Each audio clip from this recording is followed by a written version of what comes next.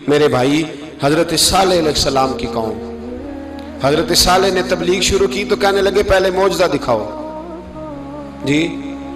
آج تو نہیں نا لوگ معجزے مانگتے، آج بھی لوگ کرامتے اور معجزے، اللہ معاف کرے، جو چیزیں معجزہ تو ہو نہیں نہ سکتا، لیکن آج بھی لوگ، آپ یقین کریں، کہتے ہیں یہ بڑی نمازیں پڑھتا ہے تو پھر بخشا کیوں نہیں گیا، پھر کیوں نہیں منو سلوا کیوں نہیں اترا اس پر، پھر میں بھی اسی طرح ہی ہوں، کیا اس کے اندر خوبی آ گئی؟ مولوی بھی ویسے ہی ہے، صوفی بھی ویسے ہی ہے، لوگ مانگ نہیں رہے، لوگ دلیلیں مانگ نہیں رہے، ابھی بھی لوگ بحث نہیں کرتے، کیا فرق آ گیا جی، ویسے ہی ہیں سارے۔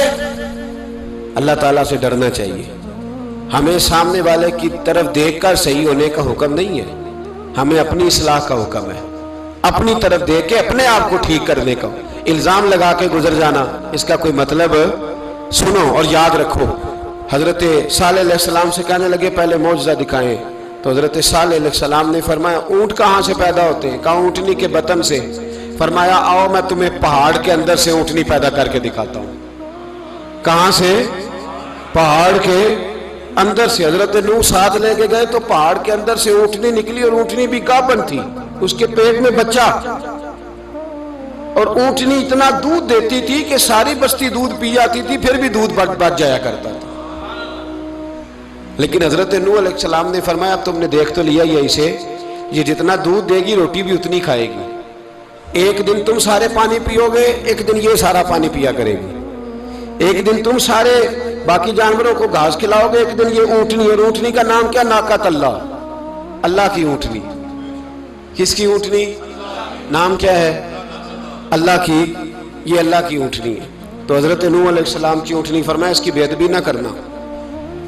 باز نہیں آئے لوگ، باز نہیں آئے، کہنے لگا جی دودھ دینا تو ٹھیک ہے، پر یہ جو سارا پانی پی جاتی ہے نا یہ صحیح نہیں، یہ جو ساری گھاس کھا جاتی ہے یہ نہیں ٹھیک، دودھ دینا تو ٹھیک ہے پر یہ نہیں صحیح۔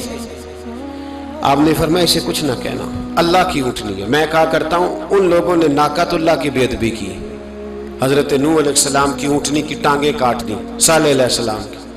اور دیکھو اللہ بڑا بے نیاز ہے، اگر پیدا کرنا جانتا ہے تو حفاظت کرنی نہیں جانتا، لیکن رب کریم نے فرمایا نہ کرنا۔ انہوں نے ان کے پیر کاٹ دیے، کانوں پہ چھریاں لگائیں۔ اونٹنی جب مر گئی، اونٹنی اللہ تبارک و تعالیٰ کی وہ اونٹنی جب مر گئی تو حضرت صالح علیہ السلام کی قوم پر رب کریم نے زلزلہ بھیجا۔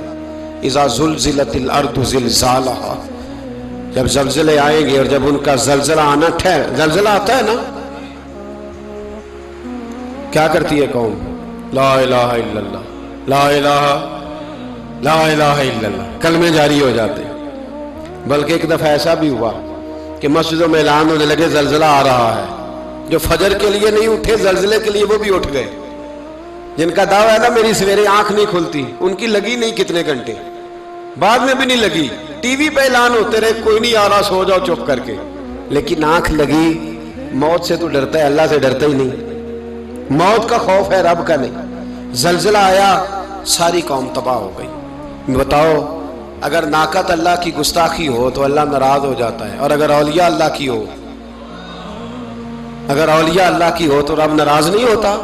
شرم نہیں آتی لوگوں کو داتا صاحب کی بے ادبی کرتے؟ شرم نہیں آتی لوگوں کو غوث اعظم کی گستاخی کرتے؟ حیا نہیں آتی جنہوں نے دین پھیلایا ان کی بے ادبی؟ میں درد سے کہتا ہوں، رو کے کہتا ہوں، اور اگر کلیجہ پھٹ سکے تو میں دکھاؤں زخم کتنے۔ ایک حج کے موقع پر ایک بابا جی، اس سال 4,80,000 روپے کا پرائیویٹ حج تھا، اور بابا جی کی کیفیت کمزور تھی، بیچارے بیمار تھے، اس کے باوجود وہ گئے۔ بوڑھے آدمی، جا کے بیٹھیے، بزرگ، اور کتنی مشکل ہے وہاں منا، مزدلفہ، عرفات، طواف زیارت، کتنا مشکل کام ہے طواف زیارت کرنا، طواف وداع کرنا۔ کس کٹھن سے حج کیا، بڑھاپے میں، پیسے بھی لگائے، اور جب وہ روضہ رسول پہ گئے صلی اللہ، اور انہوں نے جا کے نبی پاک صلی اللہ علیہ وسلم کے روزے کی طرف منہ کر کے درود شریف پڑھا تو ایک ملا نے اٹھ کے کہہ دیا تو مشرک ہے۔ تو میری روح کانپی، میں نے کہا تجھے شرم نہیں آئی، حیا نہیں آئی؟